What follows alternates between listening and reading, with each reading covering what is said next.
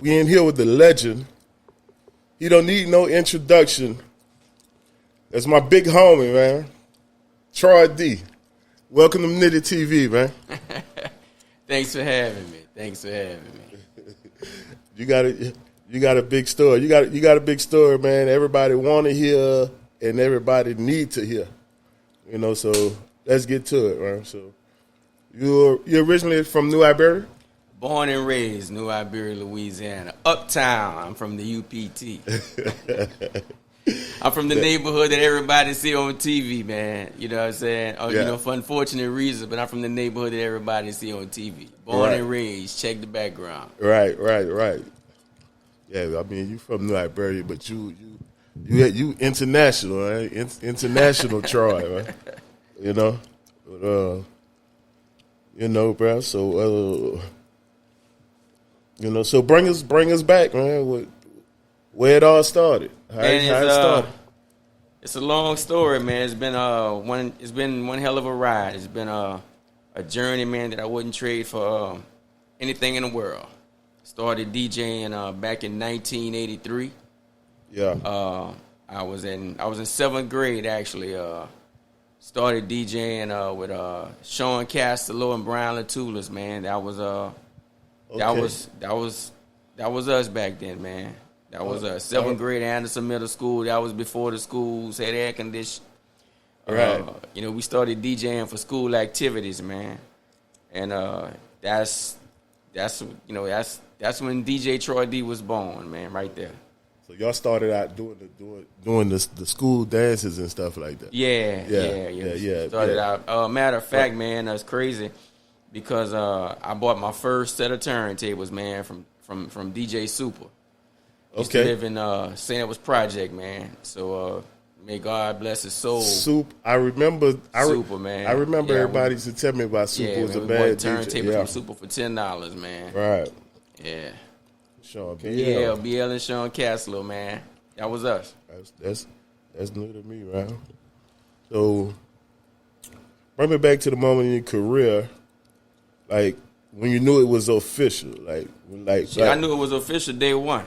Day one. Out the gate. You knew out the gate. Yeah, I knew like that was where I wanted to be. Like started out in band, fell in love with DJing. One of my biggest mentors in the game was Dr. Boogie. Right. Dr. Boogie actually lives around the corner from where I was born and raised. And he was, he's always been a friend of the family, very, very close friend of the family. His wife is friends with my sister and like just different members of our family. So that connection runs real, real deep. And but I knew day one, like I was here to stay. There was no turning back. And it shows. It still shows today. Like some people was born to do certain shit, and I see that with you. Like it seemed like you was born to do what you do. Man, believe it or not, man, I'm 52 years old right now, man. God has blessed me with a life, like I said, that I wouldn't trade for anything in the world. And for those that don't know, but for those that paid attention, man, I've been self-employed my whole life. Right. I've made DJing a way of living. I've ran across hundreds and hundreds and hundreds of DJs over all the years that I've been in this thing. Facts. But I really don't know anybody that can stand on the side of me and say that your entire life, your entire life has been dedicated to one craft.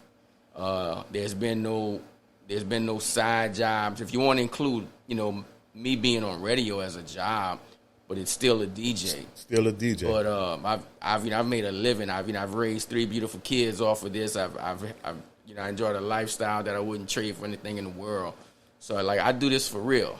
Like I do this like for real, like for real. Facts. That's big facts, man. And me being a DJ myself, a quick story.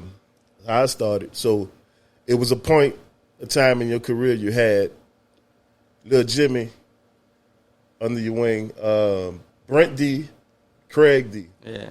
Yeah. Man, I mean, that when you talk about that part right there, it's been so many cats, man. Right.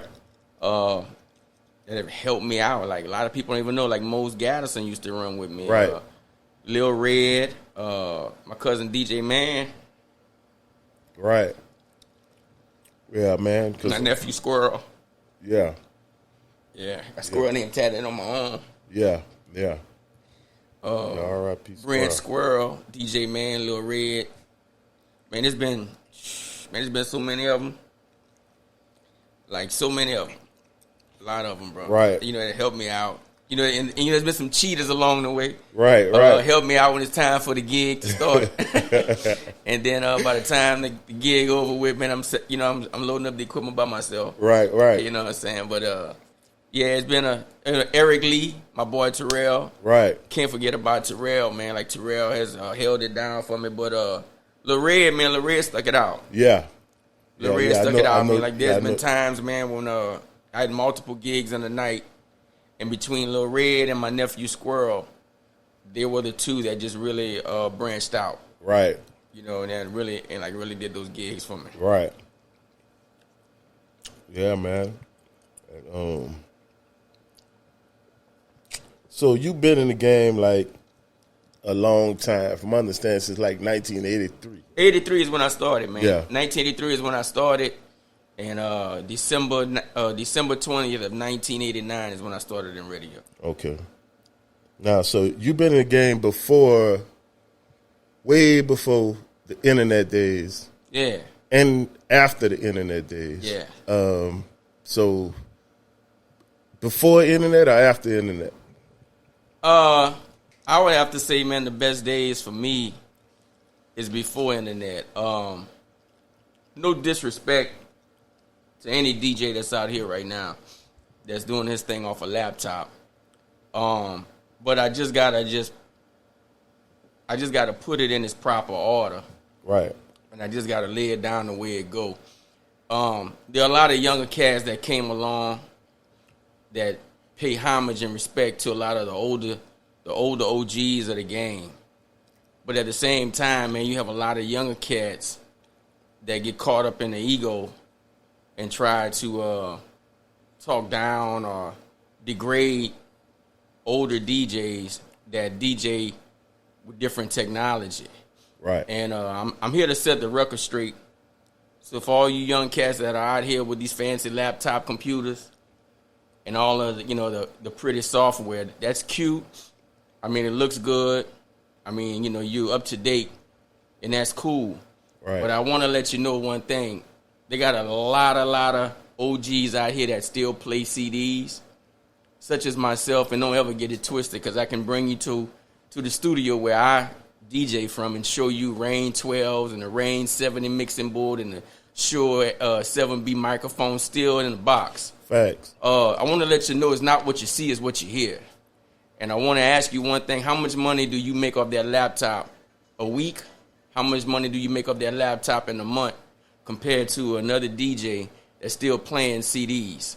All right? So don't ever get it twisted, because a lot of these young cats don't even have a DJ set. Y'all come from an era where the speakers are just powered.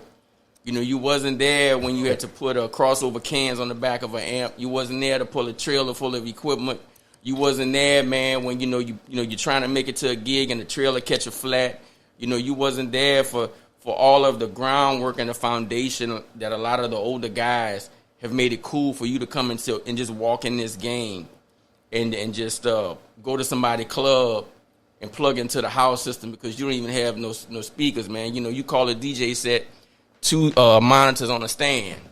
You know what I'm saying? You Right. think you DJing. Man, listen, I'm saying, bro, for the DJs out here that's really doing it like that, they got respect for the older ones, man. Listen, bro, big shout out to y'all.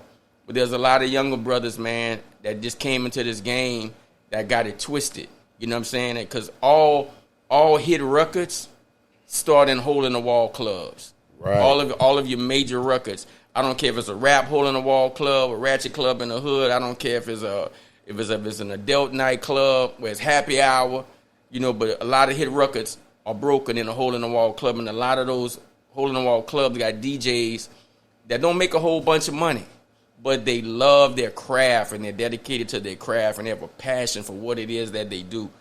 And those are the DJs that I really, really appreciate the most. Cats that's been out here 30, 40 years, that's still out here doing it. You know what I'm saying? And if you sit down with these dudes, man, and really talk to them, they are a music library.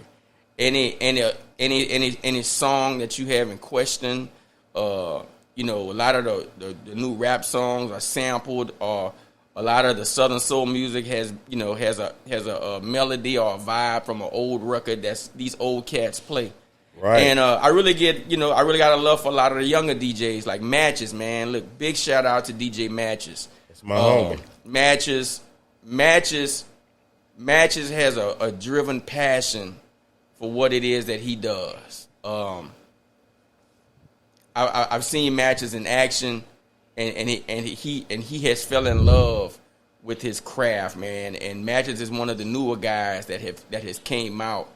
But Matches has an old soul, right? And you know, cats like Matches, man, I truly got love for. You know, Matches from my hometown, the B-town, DJ Matches, and you know, of course, man, you know, I can go down a list of names of DJs, but I'll be here naming DJs all day. Right. But the point that I really want to drive home is the respect needs to go both ways. You know, a lot of the younger cats, man, when you see these older dudes, man, that's still DJing in these clubs with CDs. Listen, man, let me just add on to this. You could have the prettiest equipment that the Guitar Center sell. You could have the best laptop you can get from Apple, and you don't have no gigs. You can have all of this equipment and get to a gig and can't even rock the party. You know, you just up there with some fancy equipment, and you have another cat that don't have all of this high-end technology gear that you got, and whip your ass in a nightclub with a microphone and one record. You know what I'm saying? So listen, man, just use whatever tools you got, because the people that's dancing in these clubs, they don't care how their favorite song is played. It can come off your phone, it can come from your computer, it can come from your CD player, it can come from a 12-inch record, it can come from a cassette. Man, listen, as long as you are pleasing the audience, as long as you're there entertaining the audience, as long as you're giving these people what they want, because your job as a DJ is to entertain your audience. When people come to hear you play, you have an assignment. Your assignment is to make sure you take their mind off of whatever it was on before they walked in that door to hear you play. By all means, you know, people have bad days. People may want to come celebrate an occasion. It's your job as a DJ to make sure that you take their mind off of whatever it was on before they walked in that door. Facts. And DJ equipment, what you playing on, y'all feel me on this. It only matters to other DJs. All that bullshit only matters to other DJs, man. You know what I'm saying? Because a real DJ, a DJ that just salute another DJ, he ain't tripping on your equipment, man. He come and dap you up, show you love, and let you do your homework. You know what I'm saying? So people that's dancing or sitting in a bar listening to you, they don't care how in the hell you played their favorite song. The fact that you played it is what counts. Yeah. Facts, man. I like that. That's a lot of game right there, man. Y'all pay attention now. So we got to get to this, man. The famous Lord Have Mercy commercial. Man, listen, bro. They got so many laws out here right now. I think that many people caught the Holy Ghost. I mean, it's cool, man. How that came about? Like. Let me tell you how that all started, man. Okay. First of all, for everybody that's using Lord Have Mercy, y'all need to check the Secretary of State's office and really see that this is patent. You know what I'm saying? I ain't tripping on nobody using it, you know, but y'all need to check the Secretary of State's office. If y'all watching this interview right now, listen, y'all go to the Secretary of State and Google Lord Ham, H-A-M Mercy. Oh, you just saw. I thought it was Lord Ham. It's Lord Ham. No, because the reason I put the ham in it, because I didn't want to play with the Lord. Right, I got you. You know what I'm saying? So I put my own twist on it. Right. You know what I'm saying? So I don't mix the religion and God. Right. You know what I'm saying? I got you. So but that's how it sounds when it comes across. Right.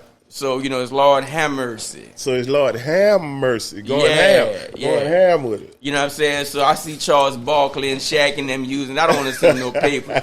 You know what I'm saying? I got my attorney on standby. You know what I'm saying? But let me tell you how all that started, man.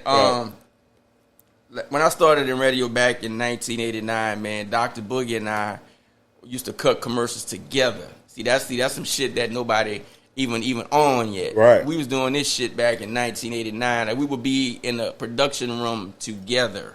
Wow. Like 2 voices on one commercial. And we would talk back and forth. So when people see me, they see this small frame brother.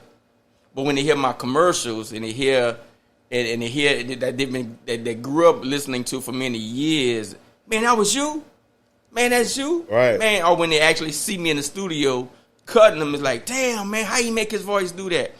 That's just energy. That's just an expression. That's just my alter personality coming out. And that's decades before auto-tunes. Man, auto-tune can't fuck with me.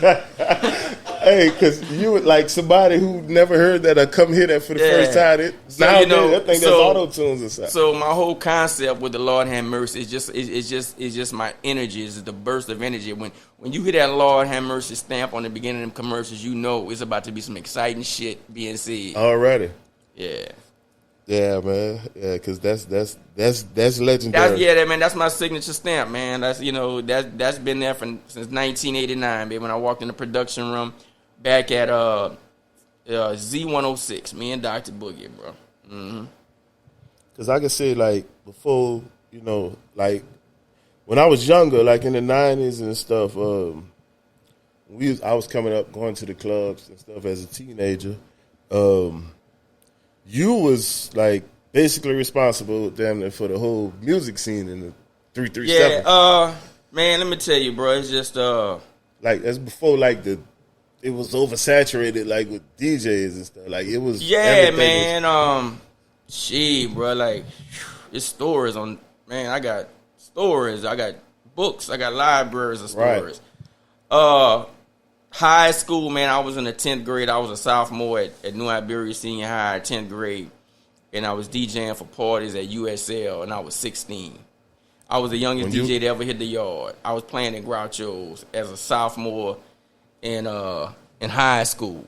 You was in 10th grade, DJ at college. Yeah, so you see like, even when I was 13 and 14, I was already playing in Lafayette. I was playing in Rain and Crowley. I did several gigs for Bayou Classics in New Orleans. My brother Trace used to drive the U-Haul out there.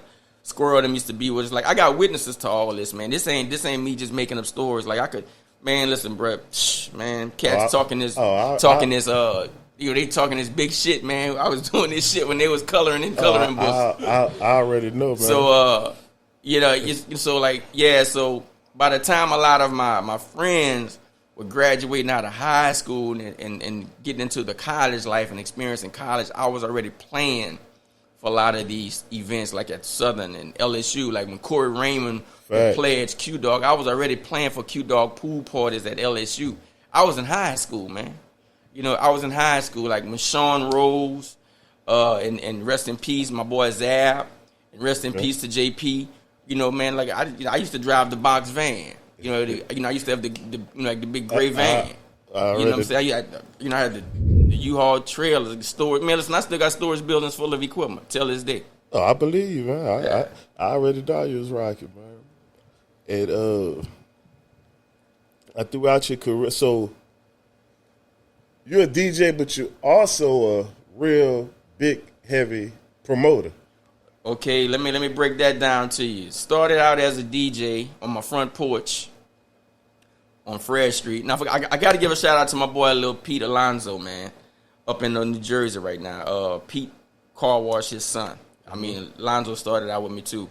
I remember Pete. Yeah. So started out as a DJ, DJing on the porch. Went on to go to college. Took courses in mass communication. I went to USL for 2 years. I quit. Okay. Because I'm taking courses with people that was trying to get in radio, and I was already there. Facts. So I didn't see the point in it. became a part-time radio air personality, became a full-time radio personality, became a music director. In 1996, I was 26 years old, and I was one of the youngest program directors in the country. I was programming Q95 and 104.7. Okay. And then I evolved into doing a lot of concerts. Like I was always doing parties, even in high school. Okay. I used to tag up with some white dudes, Troy Landry and my boy Sean. We used to do parties. The name of our little group was called Brotherhood Creed. We used to do Del Cito Plantation and all of them, Marco Supply and all of them. So I always did do parties. But then I got into the teen dances in the Hyman Center, and man, we took them teen dances and we brought them to another level. Willie Puckett, all of them cats, Lil Goldie, started doing Grand Street, UGK, brought the Hot Boys to Freshman High, brought UGK to Freshman High. I remember that. Master P in West End Park, you know what I'm saying? All of that. I remember all that. So, turned into, a promoter, then stepped into the nightclub scene, became a nightclub owner.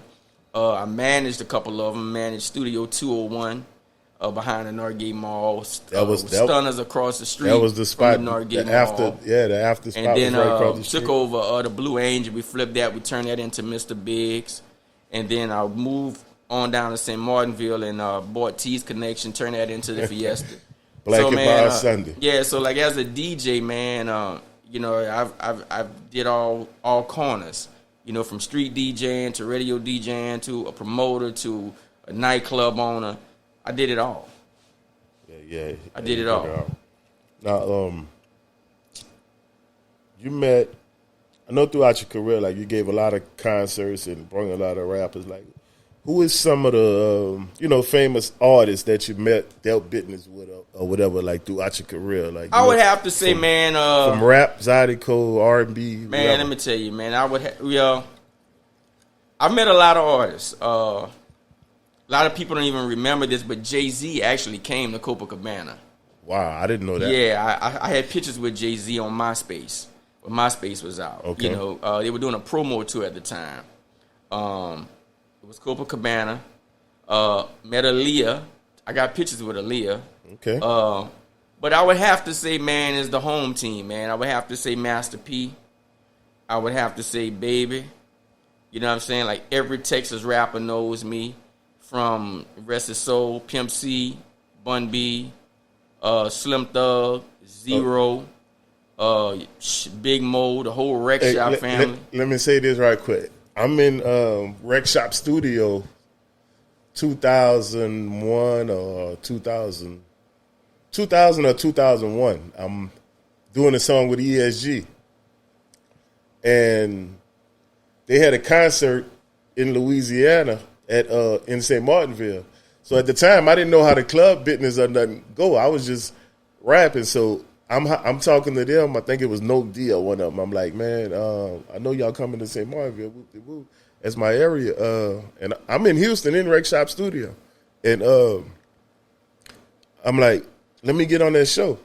So they was like, man, you got to talk to Troy D about that. Facts, man, facts. Yeah, so I already knew you was on like that, but I'm just I'm way in Houston. And this, Troy stamped up out here. They telling me I got to holler at man, this whole southern region, this whole southern region is my home. Yeah. You know what I'm saying? Big Mo, Hawk, all of New Orleans, Mystical, Juvie, Wayne. Shit, everybody, man. Everybody. You can ask Frida who Troy did. Frida gonna tell you. I already know, man. So, Club Strawberries, man. Club Strawberries, man. That's when the star was born. Yeah. Strawberries was another one. I was in high school. Clubs till 6 in the morning. Big shout out to Bobby Kaye.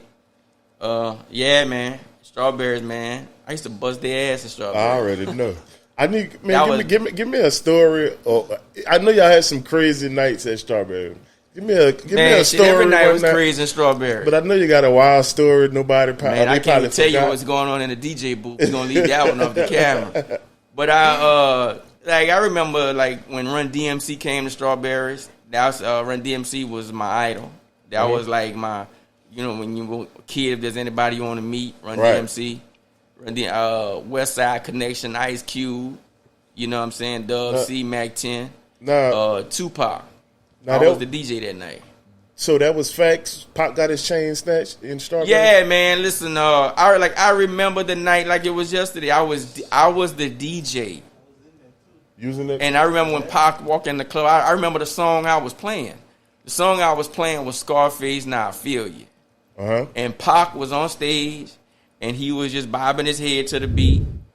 You know what I'm saying? Yeah. Like he knew the song, or he was hearing the song, but obviously there was a relationship between him and Scarface. Right. By the way, he was vibing to the song. Right. And a person from the back of the club, and I know who it is, but we ain't gonna drop the names. We ain't gonna name. A person from the back of the club threw a beer can at him, and the beer can hit him. Okay. And he stood up on stage and he says, I'll pay somebody $50 right now if y'all can tell me who the punk motherfucker that threw this beer can at me. And the nigga jumped off the stage and the shit went crazy. Wow.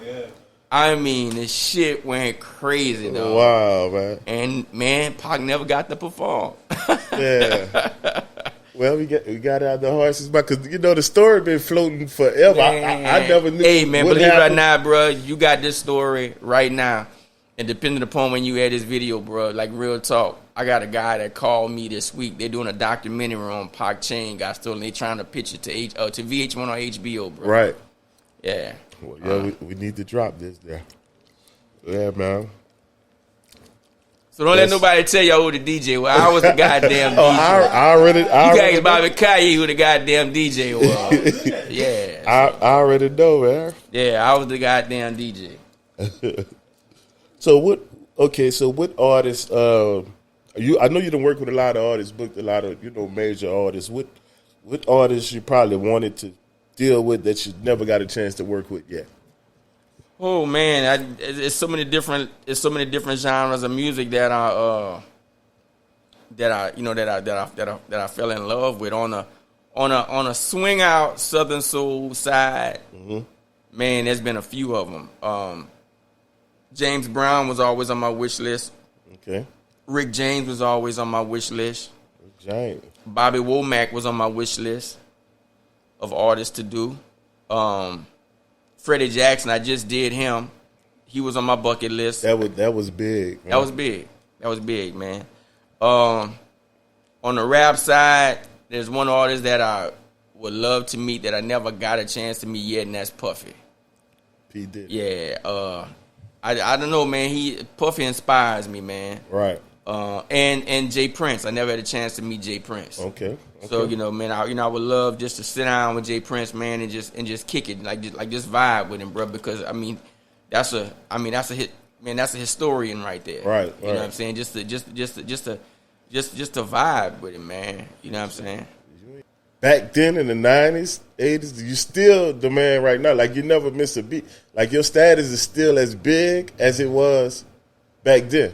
Because it's like, okay, when everything gravitated kind of to the internet, you gravitated with that. Like, you got the biggest show on the internet right now on the internet. That's like, that's crazy, man. Like, I still DJ crazy, off of CDs. So it goes back to what I was telling you at the beginning of this interview. I be seeing CDs. Yeah, so it goes back to what I was telling you at the beginning of this interview, man.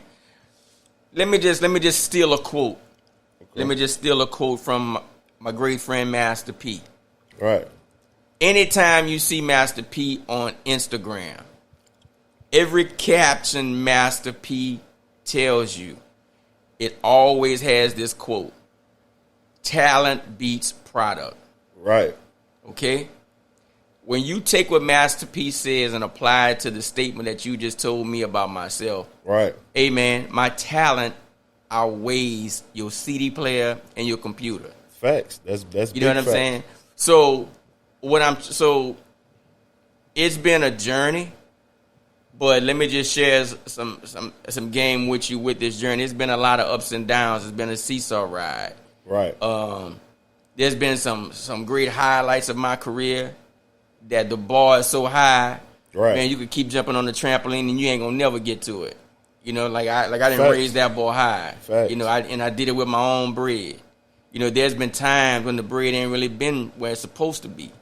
You know what I'm saying? But when the bread wasn't where it was supposed to be, I just knew from me being the ambitious cat that I am, I knew from the way I hustle that I was gonna always pop back up. Was gonna pop back, you know what I'm saying? And that's what I wanna instill in a lot of people that's watching this stream, man.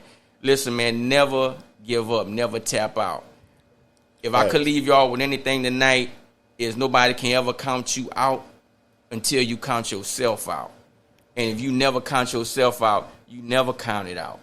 And man, my mom and daddy, man, look, they got 5 children, bro, and out of all of us, bro, you know what I'm saying, we ain't even built like that. Right. You know what I'm saying? Like, you know, no matter how tough the time get, we just never counted ourselves out. And that goes for my brother Tracy, you know, that goes for all of us, bro. I saw Tracy yesterday. Yeah, and bro, like even during the toughest times, bro, like in my career, like people used to look at me, man, like, man, Troy fell off, or Troy this. I mean, I used to laugh at the motherfuckers that was saying that. Right. Cause y'all talking about me. I'm laughing at y'all clown ass. Yeah. You know what I'm saying? Cause I mean, I know I'm gonna be straight. You know what I'm saying? And that shit, man. But the true hustler, you know, people that talk about you when you down, you know, those are the people that ain't got shit going on. Right. Because anybody that really got some shit that's going on in their life, they ain't got time to be worrying about you. Right. And if somebody really got some big shit going on in their life, and they knew you as a hustler, yeah, they know you gonna be all right because they didn't have that same journey. Yeah, bro. They know, hey man, listen, bro. Sometimes, bro, when you trying to reach a destination and you used to travel in the same path to get to that destination, right? Sometimes you got to take a back road and ride the back road a little while till you get back on the headland. That's you know real. what I'm saying? That's real. So if you used to hustle in one way, you know what I'm saying, sometimes you got to change up your hustle, but just know in your mind that you're going to get back to what it is that you always know how to do. But for the meantime, I got to switch it up. And you can't let your pride and your ego get in the way of you getting to this bag, because that's where you're going to fuck up at all the time. Right. You know, never, as long as you're doing this shit legal, no matter what hustle you got to switch lanes in, man, listen, go get this bread. You know what I'm saying? Like if you're used to cutting grass and you the best grass cutter in the goddamn world, and then all of a sudden your lawnmower brick and you ain't got the bread to get your lawnmower fixed and your shit been in the shop and you don't want to ask nobody to borrow no money, and all of a sudden, nigga, you got to switch it up and start selling plate lunches or some fucking snowballs. Right. Hey, man, make the best goddamn snowball that you can make. That's real. You know, make the best plate lunch you can make, because you know you just doing this right now till I get back to get my lawnmower out the shop. But you know what? If these damn plate lunches start selling and these goddamn snowballs start tasting that good, well, I'm going to cut grass, sell plate lunches, and sell snowballs. Yeah, man. You know what I'm saying? We're going to do it all. You know what I'm saying? And that's what I want people to understand, man. Like, if you got to switch up your hustle for a minute because your main bread slow or it's fucked up, right, man, it's okay. It's okay, man. And don't worry about if people going to laugh at you or what the fuck they going to say because they used to say. Man, don't worry about that bullshit. Let them watch you get this goddamn money. See, that's some real shit right there. Cause man, listen, bro. Let me tell you something, bro. For you right there. Man, let me tell you something, bro. Like I've always DJ'd, but back in the Club Rain days, niggas used to see me walking Club Rain with a duffel bag and a Polaroid camera, and niggas used to laugh. Man, Troy D taking pictures. You was the picture man too. I was the picture man. Until them niggas figured out that I was charging $20 goddamn for a Polaroid picture. When y'all figured out how much money I was making in that goddamn room, now everybody taking pictures. Right. So nigga, I was making more money than the DJs. I was damn near making more money than the club owner in his own goddamn club. I'm walking out Club Rain with a bag, nigga. You know what I'm saying? Like, I'm already knowing. And listen, bro, and like real story, bro. You can talk to Travoy Davis, you can talk to Big Brian Jackson, nigga. We made so much money on the Polaroid camera. I had camera crews. Like when Crawfish Fest used to come to town, and we used to do Outer Limits, bro. I used to send them dudes to Outer Limits, and we used to split up. Right. And bro, at 4 or 5 o'clock in the morning, we get together and bust down the bread, and man, each one of them dudes walking away with a rack on a goddamn Polaroid camera. Yeah. You know what I'm saying? Then I switched it up. And really fuck the game, I start selling pineapples. You know what I'm saying? You come see me in St. Martinville, nigga, pineapple costs $2. Nigga, I'm selling a pineapple for $20. So man, oh man, Troy D selling pineapple. That's the pineapple with the drink. And that's all the pineapple with the goddamn drink. Hey, listen, shit. brother, Polaroid camera and the pineapple never sent me to jail neither. You know what I'm saying? So now, man, everybody got a pineapple. You know what I'm saying? Look, God, you know, everybody want to say, Lord have mercy. God damn, everybody wants everybody back to playing the CDs. God damn, man. But on some real nigga shit, man, to all my hustlers out there that's really, that's really out here getting this bag, man. If you run into a speed bump or if you run into a pothole, man, listen, don't let that stop you from completing your journey. If you got to switch up, take a gravel road, take a dirt road to get back to the pave, man, do what you got to do. Just make sure you're legal. That's real, bro. Man, yeah, I got someone actually I remember from you was at the keg. Well, you was at all the all the big clubs that was popping, but the keg specifically, I remember a situation. It was real funny when you left the keg, y'all went to 201, and I shut that motherfucker down. Hey, let me tell you something about that right quick. That's around the time that happened. Is when I first kind of wanted to start DJing. Right? Yeah. So I'm going around Lafayette, and I went to the club across the street from the keg. Nightcaps. Yeah, it's two guys was out there. So they was like, nah, we don't need. I'm going there see if they need a DJ. I'm like, they like, nah, we don't need no DJ. So there's like the guy across the street needed a DJ though. But from my understanding, yeah, y'all was still at the keg. So I still went holler. I'm like, well, what's up with the woo? So the guy was just on some other stuff. Like, so that's when I come to find out, talking to him, you had to left the keg and this and that. Took the barricades with us too. We took everything with it. So the guy I'm talking about, I didn't have a PC equipment, nothing. But you know me, I'm running my G. I'm like, man, I had never DJ'd or nothing. I was trying to get in the game. And man, the guy took me to his house, everything, bro. And he lined me up to DJ for that night or whatever upcoming weekend. Same night he lined me up to DJ, y'all had a party. So I'm like, I'm happy about the game. I'm like, man, I'm about to DJ at the keg. You know, I'm happy. So, bam, I'm listening to the radio. All I hear is, the keg, the AC broke in the keg, and they ain't got no ice in the ice machine. Oh, yeah, man, I used to get good on them commercials, man. Man, the dude canceled the party. You took your head, man. You used to get gangster in the commercials. The dude laid up there, canceled the party. I said, man, Troy D, a motherfucker, man. Damn, I said, man, Troy, the truth. Yeah. Chad, bro. But, yeah, man, we almost getting out of here, man. We get out of here with Brittany Griner, man. What you think about that? 9 years for the vape pen in Russia. Man, I don't really keep up with the politics. Mm-hmm. I stopped watching the news when Trump became the president, man. I watch Family Feud and Good Times. Facts.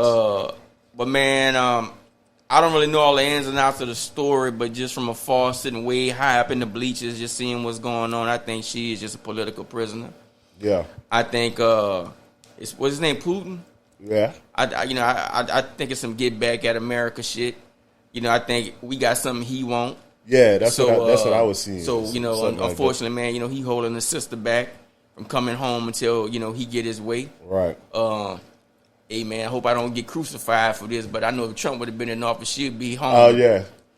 Trump was gangster like that. Yeah, Trump. You know what I'm saying? Trump was gangster like Trump that. would have pulled it off, man. But, yeah, man, man, prayers go out to that sister and her family, right. Man. She don't deserve to be there. That's how I feel. Yeah, that's. She don't. I mean, for what she had 9 years, man. Yeah, come on, man. That's that's that bullshit right there. You know what I'm saying? So I really hope she comes home soon.